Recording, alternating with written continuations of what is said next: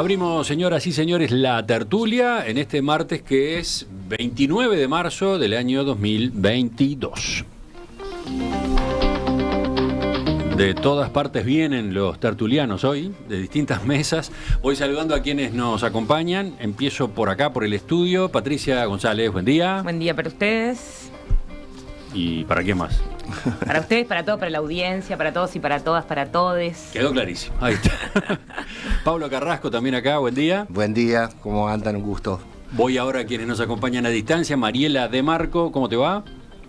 Buen día, a mí bien, ¿ustedes? Todos, ¿Qué tal? Todos encantados. Y Miguel Brechner. Buen día a todos, ¿cómo están? Un gusto verlos. Peinate un poco, ¿qué pasó? ¿Venís de correr recién? No, ya me peino. Lo que pasa es que venía atrás de la camioneta. Bueno, vamos empezando. Obviamente el referéndum está ahí en la conversación. Queda mucho para sacar punta. Esta mesa también tiene lo suyo para decir. Venimos con ese asunto y venimos con otros políticos enseguida. En el referéndum del domingo pasado quedaron firmes los 135 artículos de la Ley de Urgente Consideración que habían sido impugnados por el Frente Amplio y la Intersocial. El sí a la derogación no alcanzó la barrera necesaria del 50% más uno de los votos válidos, pero se ubicó en 48,8%, un nivel más alto que lo que muchos esperaban. Bueno, a partir de ese resultado, dirigentes frente amplistas y sindicales vienen reclamando que el gobierno abra más canales de diálogo con la oposición. Por ejemplo, Fernando Pereira, presidente del Frente Amplio, lo planteaba en estos términos y con una alusión concreta al caso de la reforma pendiente de la seguridad social. Y que el gobierno tiene señales claras hoy de que de largo no puede seguir, que tiene que dialogar, puede hacerlo de una manera o de otra. Pero usted se imagina reformando la seguridad social solo con un informe de una comisión de expertos y mandándolo al Parlamento en frío, yo no me lo imagino. Se necesita acá un diálogo social. Bueno, ¿cómo están observando ustedes ese planteo que hacen desde la izquierda, desde los movimientos que en el terreno sindical, en el terreno de otras organizaciones han estado impulsando esta campaña? ¿Qué dicen? ¿Quién empieza? Mariela, ¿vas tú? A mí me da la impresión que el presidente del Frente Amplio tiene como una noción rarísima de lo que es la institucionalidad uruguaya, porque bajo ningún concepto se puede en este país aprobar una reforma de la seguridad social sin pasar por el Parlamento. Y el Parlamento es, por definición, el lugar de encuentro de todas las visiones y los sectores políticos e ideológicos de este país, legítimamente electos, y allí se dará la discusión que se tenga que dar. La comisión de expertos no pretendía sustituir al Parlamento. Eso yo no se lo escuché a nadie, salvo a Fernando Pereira en esta insinuación rara de que la ley parece que estaría ya aprobada porque salió algún consenso que tampoco fue tal en la comisión de expertos. Entonces digo, yo creo en la democracia representativa, me parece que el Parlamento es el lugar. Que además se pueda dialogar con las corporaciones, del tipo que sea, bueno, no me parece mal, pero eso no sustituye al Parlamento. Por dos razones. Una, porque los parlamentarios son electos por procedimientos establecidos en la Constitución y las leyes y por lo tanto todos sabemos la representación que tienen. Y en cambio las corporaciones no.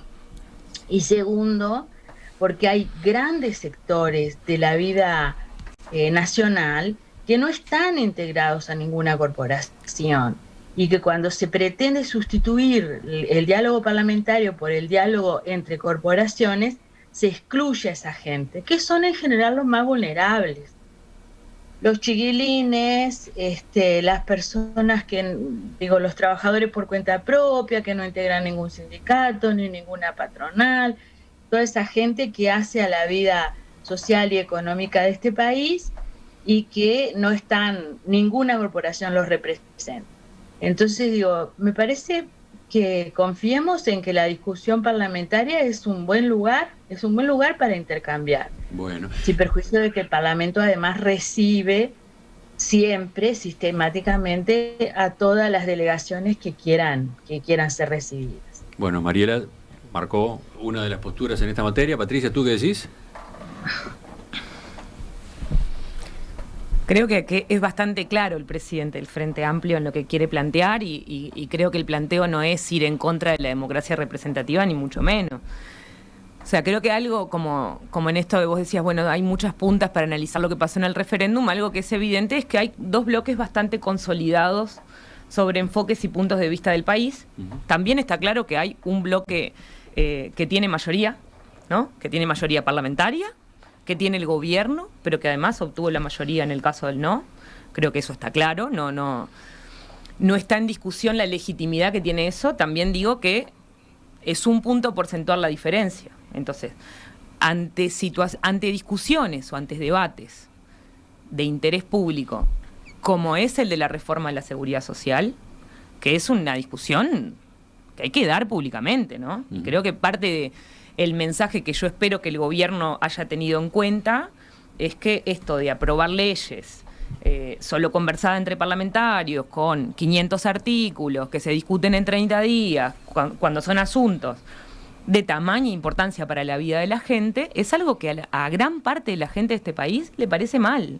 Entonces, si algo aprendimos, porque creo que todos y todas aprendimos en este proceso cosas, o leímos cosas de lo que dicen las urnas y de lo que plantean las elecciones, en el mismo proceso democrático, también es que hay que poner a discutir las cosas importantes para que la gente pueda tomar postura, y no solamente en el Parlamento y con la representación parlamentaria, sino las organizaciones sociales, los sindicatos, los movimientos. O sea, es una discusión de las discusiones país, de las más importantes que vamos a tomar en el próximo tiempo. Sí. Entonces creo que el diálogo, o sea, sin diálogo, es una construcción de una sola parte, y creo que el resultado de la elección al gobierno debería preocuparle un poco. Vamos de a poco entonces, vamos uno a uno. Tercera de las voces, Pablo. Sí, yo después de escuchar ayer a tu reunión con los politólogos quedé bastante ofuscado con los politólogos. Y bueno, voy a tratar de ser, como dice el presidente, duro con las ideas y blando con las personas, pero a mí no me sale tan bien, porque seguramente Miguel me va a hacer calentar en cualquier momento. ¿Quién, perdón? Miguel Breyer seguramente me va a calentar, si yo no tengo esa capacidad del presidente. Pero no, fuera de todo chiste a mi querido Miguel. Este pedido de diálogo es un eslabón final de un proceso que empezó el 1 de marzo del año 2020. Es un silogismo donde vas enganchando un argumento con otro, y por lo tanto el último argumento es tenemos que dialogar. Que dialogar para Fernando Pereira es promediar los programas. Eso es dialogar, ¿no? Eso lo quiero dejar claro. Entonces, arrancando un poquito de atrás de ese silogismo, ¿cómo llegamos a esto? Yo lo que quería decir es que yo hice un tuit allá hace como 3 años que dije que el Frente Amplio no iba a entregar el poder cuando perdiera. Me lo han cobrado de todas las maneras que se ha podido. Pero mirando estos 2 años... Va a reconocer que se equivocó acá. No, mirando estos 2 años me empiezo a entender de que no fui completo, porque la banda sí la entregaron, pero fue lo único que entregaron. Porque desde que empezó el gobierno de la coalición, han buscado mutilar de alguna forma el poder por cualquier medio de nuestro gobierno. Primero, por la anécdota de no reconocer las derrotas, ¿no? que es una tradición, no será grave, pero es una tradición para mí útil como cualquier tradición. Y después, yo creo que no hay duda de que cuando llegó la pandemia, que fue el tsunami que le tocó a este país en este siglo, empezaron a utilizar la pandemia como un arma, como una herramienta, y de a poco irle asignando lo que era originario en la pandemia, írselo asignando al gobierno. ¿tá? Ese proceso ha sido muy creciente y si lo recordemos, el caceroleo, bueno, la cuarentena obligatoria, que para un país que ya tenía cuarentena, los que iban a sufrir eran los más pobres, y en compensación darles mucha plata para algo que no teníamos ni idea si iba a durar 3 meses, porque me acuerdo que hay gente que decía que en septiembre del 20 terminaba, y terminó durando 2 años, así que la plata no hubiera alcanzado de ninguna manera. Y la peor, la consecuencia de eso, y eso no fue inocente, la consecuencia de eso era salir muy mal, herido, al terminar la pandemia.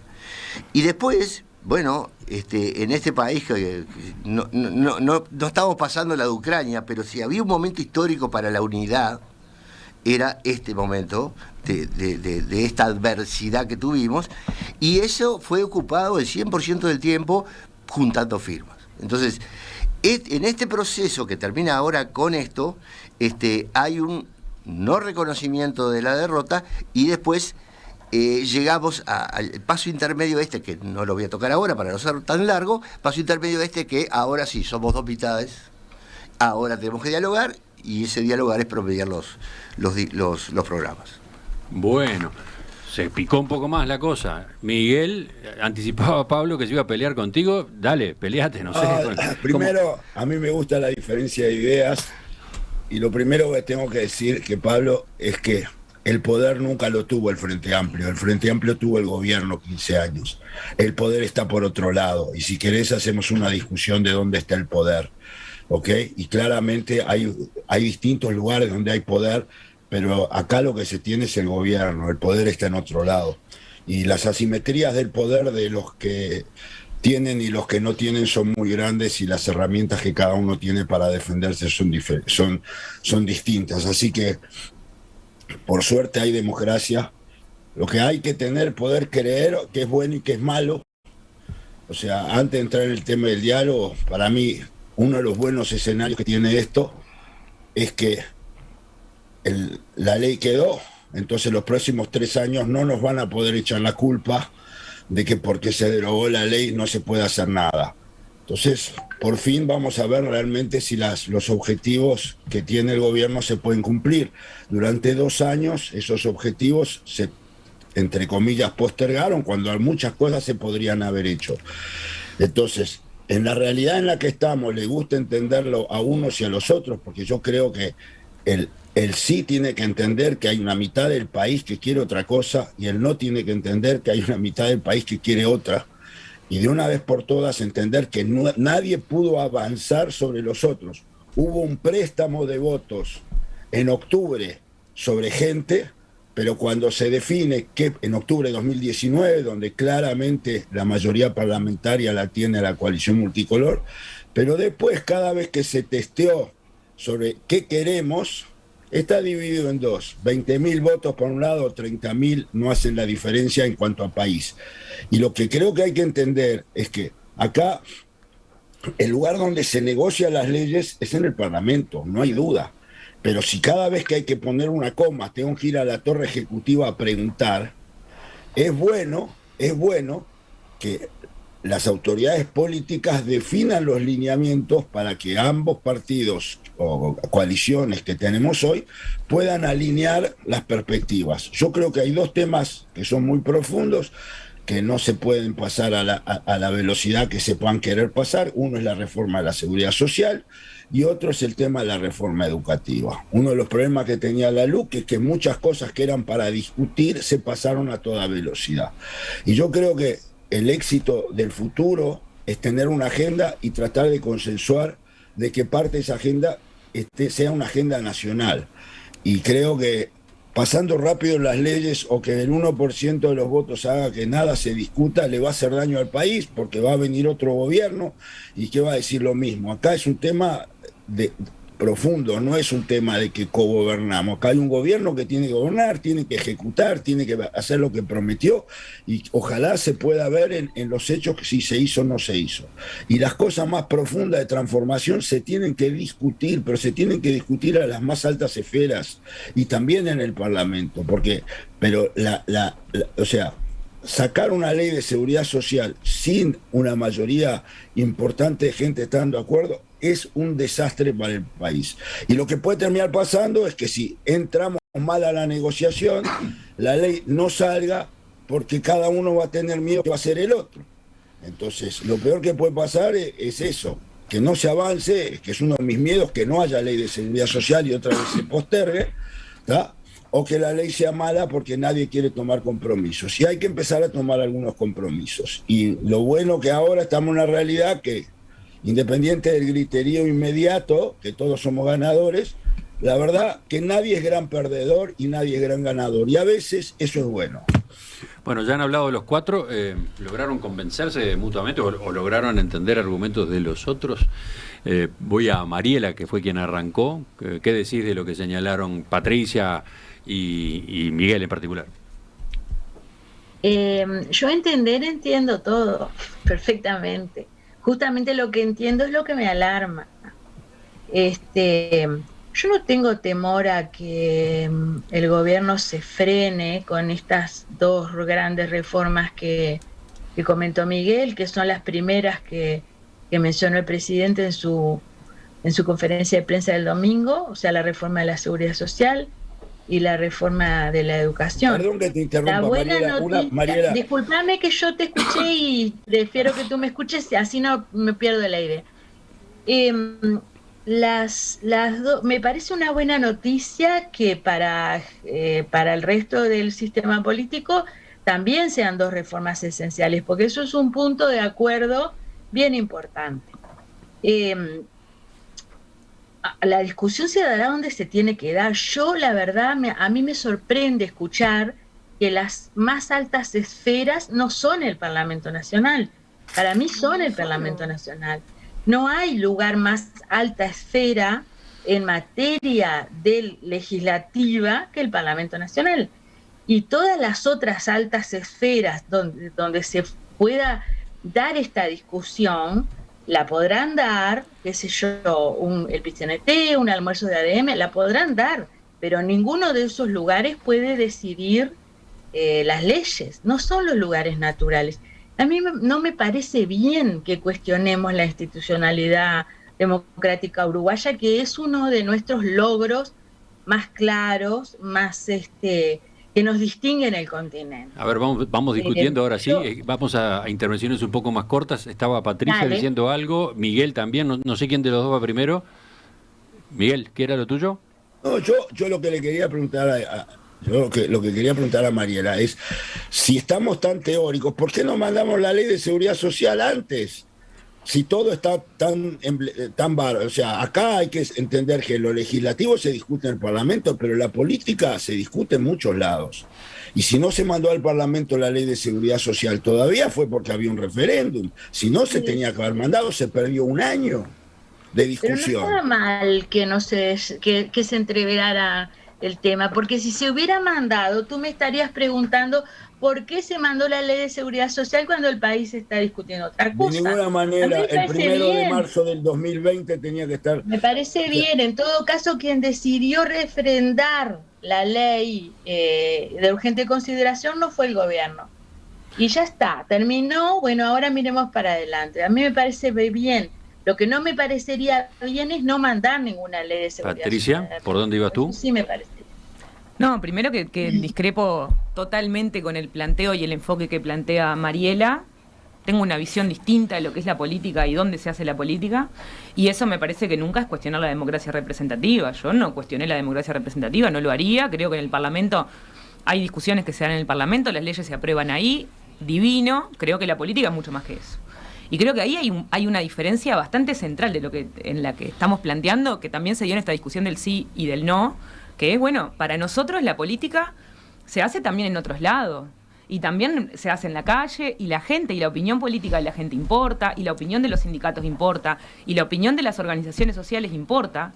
Entonces hay que escuchar al resto de la gente. Cuando el planteo es al gobierno le cuesta escuchar, y te escucho decir eso sobre esta discusión en el Parlamento, bueno, un poco me parece que les cuesta escuchar. O sea, y lo que quieren escuchar es una discusión normada, centrada en el Parlamento, donde hay en esas reglas y en esas normas, y ahí se hacen los acuerdos, en una cúpula política, que está bárbaro, votada, representada, que yo la legitimo profundamente, pero me parece que la política es mucho más que eso, y que la gente tiene el derecho a opinar, y tiene el derecho a discutir sobre algo que le va a cambiar la vida y le va a implicar en lo concreto.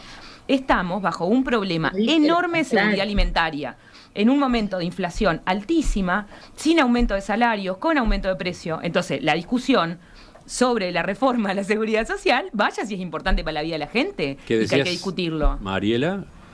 No, que yo no digo que la política no esté en otros lados. No, no es eso lo que digo. Lo que digo es que no se puede sustituir ningún tipo de diálogo como el que está planteando el presidente del Frente Amplio por la institucionalidad establecida en la Constitución para elaborar leyes. Yo no escuché al presidente del Frente Amplio decir que no había que discutir en el Parlamento. Cosa. Lo que está pasando acá es que se quiere eludir las mayorías parlamentarias que la coalición tiene. Ese es el tema. Entonces, a mí me parece bárbaro que metan... Perdón, pero esperen un minuto. De ninguna manera. Pero la ley va a salir con las mayorías parlamentarias y está bien, no podemos cuestionar eso.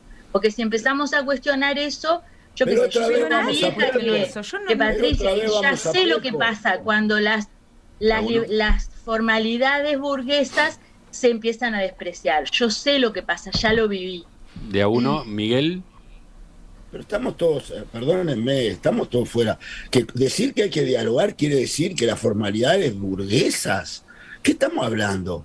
Acá las leyes se van a aprobar y si después la gente no quiere, el Ejecutivo las va a promulgar y se harán como se hicieron todas las leyes. ¿Pero qué estamos hablando? Estamos hablando simplemente que un tema como la seguridad social requiere profundas discusiones, punto. Técnicas y políticas.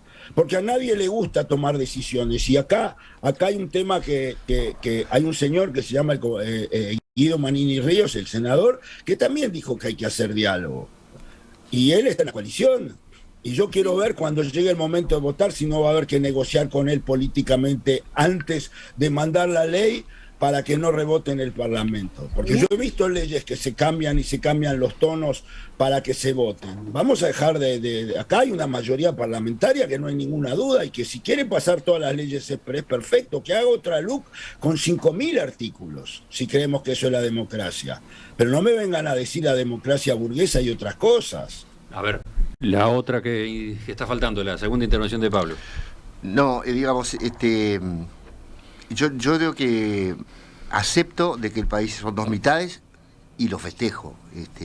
Si no, preguntarle a Perú o a Chile lo que es tener un presidente con 18-20% y después tener que armar una mayoría y gobernar, mayorías de último momento completamente.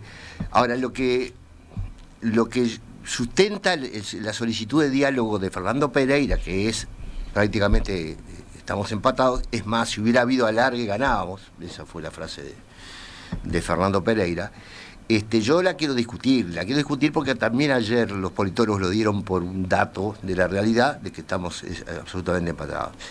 Y yo quiero mostrar, es decir, en los últimos dos años hubo 4 elecciones. El octubre, el noviembre, las departamentales y el referéndum. Votaciones, llamémosle para no. En las 4 se reiteró la misma mayoría, la misma mayoría superando a la otra. Pero hubo 2 clases de resultados. En octubre ganaron, el Frente Amplio sacó el 40% y en las departamentales sacó el 44%.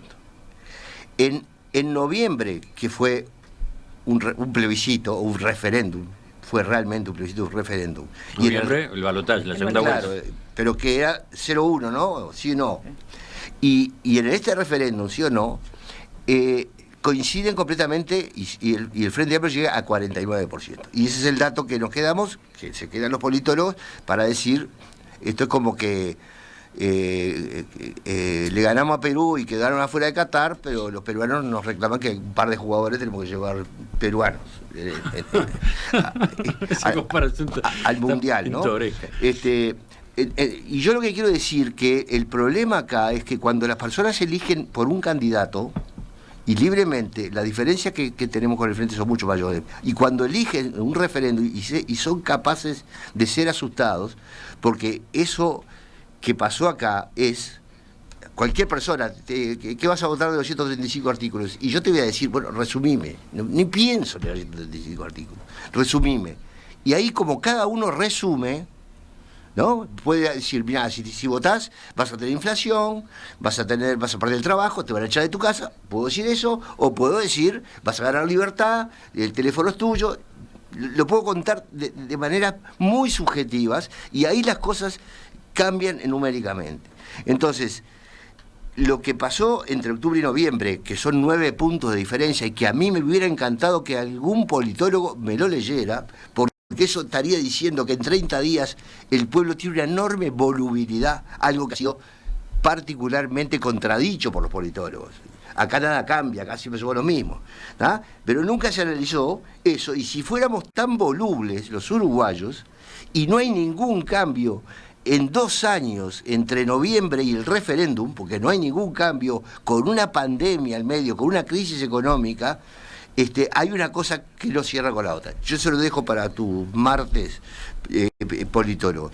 Pero en relación finalmente al diálogo, que es lo que termina justificando todo esto, y ahí no hablo del frente, ahí hablo de la política. En política el diálogo es un saludo a la bandera. Nadie quiere que de adentro de un cuarto salgan políticas de Estado que no tengan padre.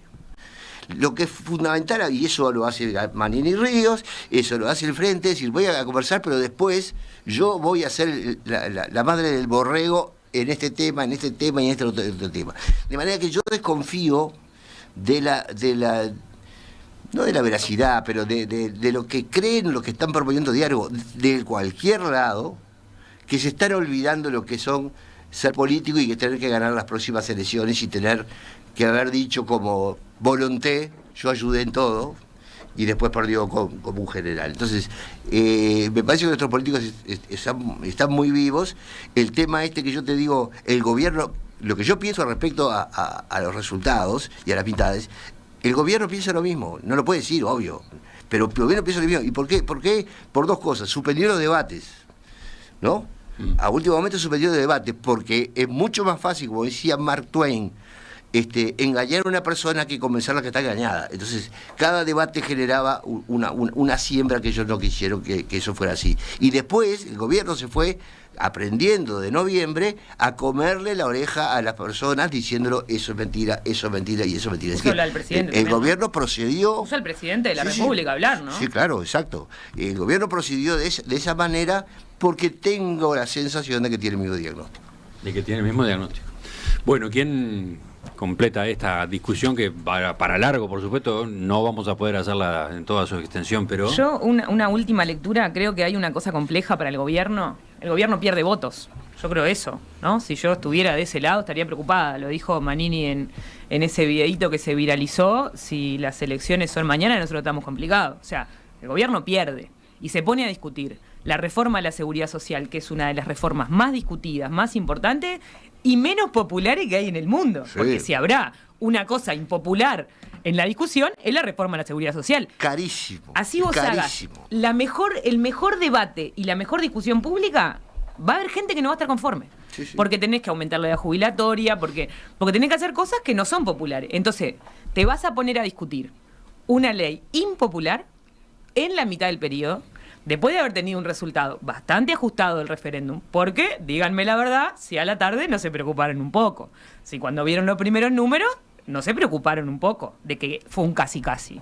Entonces, la verdad, sinceramente, yo creo que al gobierno le sirve construir un poco de diálogo, mínimamente, porque si solos van a salir a remeter, a dar una discusión de este tono, en este momento político, están en el horno. Van a llegar a las próximas elecciones mucho más complicado que nosotros. Pero tú estás diciendo al revés, que el Frente Amplio está ayudando al oficialismo al ofrecerse para negociar la reforma de la seguridad social. Yo lo que digo es que si yo fuera del gobierno, daría las discusiones públicas necesarias porque no están en un buen momento de la política económica, porque no están en un momento del gobierno, porque todo bien con la imagen del presidente y el 60%, pero no va a ser el próximo presidente, claramente, porque no hay reelección en este país. Entonces, están un poco complicados de acá, de cara a las próximas ¿No elecciones. te convence ese argumento, Pablo? Que No, pero que una reforma de la seguridad social que salga solo con los votos del oficialismo puede ser... el peor escenario para el claro, gobierno. Puede ser un tiro por la culata para el oficialismo en la próxima elección. Es más, yo sí hay un lugar que creo que van a hacer un esfuerzo enorme por el diálogo, es la reforma jubilatoria, porque cuesta una fortuna políticamente.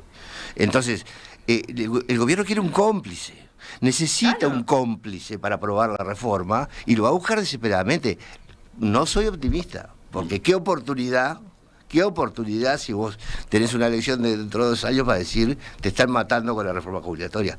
Y el gobierno ya anunció que si la tiene que aprobar sola, la tiene que aprobar sola, que paga el costo contado, porque es impostergable esa reforma. Miguel, ¿qué ibas a señalar tú? A ver, yo creo que el gobierno, estoy de acuerdo con Pablo, que el gobierno necesita un cómplice, y el Frente Amplio, si quiere gobernar de vuelta, necesita que otro haya hecho la reforma de la seguridad social, porque o sea, no se puede esperar 5 años más con el agujero que genera. Entonces, esto es un juego de negociación muy sutil, donde cada uno va a querer que el otro sea el más malo, pero que algo salga. Sí, que alguien haga el trabajo sucio, digamos. Obvio. Yo qué sé, ayer o anteayer ya senador Sánchez, Alejandro Sánchez, creo que fue él, dijo que la reforma de la seguridad social no podía ni aumentar la edad de jubilación ni bajar los porcentajes, no me acuerdo, lo que sería la tasa de reemplazo. Es justo los 2 elementos más obvios para reformar. Entonces digo, ya está adelantando que se van a sentar a negociar para después salir a decir, nosotros planteamos cosas pero no nos las llevaron. Entonces, eso no es leal, porque como dice Miguel, si el Frente pretende gobernar en el futuro, necesita que esta reforma se apruebe y que otro pague el costo. Entonces, me parece que la política uruguaya lo que le está faltando es un poco de vuelo, ¿verdad? Salir de ese vuelo rasante, donde los argumentos más tontos valen, y eso va quitándole calidad a la discusión, la verdad. La reforma de la seguridad social no hay mucho otra cosa que hacer, porque las jubilaciones existentes no se pueden tocar, ni las pensiones, ¿verdad? Los derechos adquiridos tampoco se pueden tocar, o sea, la gente que está a punto de jubilarse con las reglas actuales, eso hay que respetarlo. Entonces, hay poco margen. Entonces, seamos honestos con la gente. Hay poco margen. Y seamos honestos con otra cosa. El sistema, tal como está, en poco rato quiebra.